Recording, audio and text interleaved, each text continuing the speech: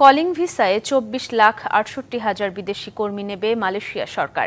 এই ভিসায় আবেদন করা যাবে আগামী 31 ডিসেম্বর পর্যন্ত। মঙ্গলবার দেশটির স্বরাষ্ট্রমন্ত্রী দাতুক শেরি সাইফুদ্দিন নাসিরুদ্দিন ইসমাইল এ তথ্য নিশ্চিত করেছেন। তবে এ কোটায় কতজন বাংলাদেশি আবেদন করতে পারবে তা জানায়নি দেশটির সংশ্লিষ্ট কর্তৃপক্ষ বা মিডিয়াগুলো। দেশটির গণমাধ্যমকে দাতুক শেরি জানিয়েছেন, কৃষি, বাগান ও খনিসহ মোট 13টি উপখাতে বিদেশি শ্রমিক নিয়োগ দেওয়া হবে।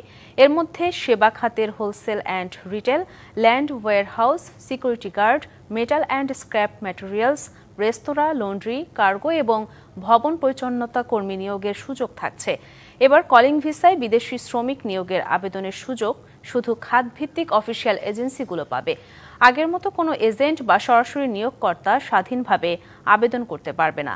আবেদন যাচাই বাছাই শেষে তা অনুমোদন করবে ফরেন ওয়ার্কার্স টেকনিক্যাল কমিটি এবং পরে যৌথ কমিটি।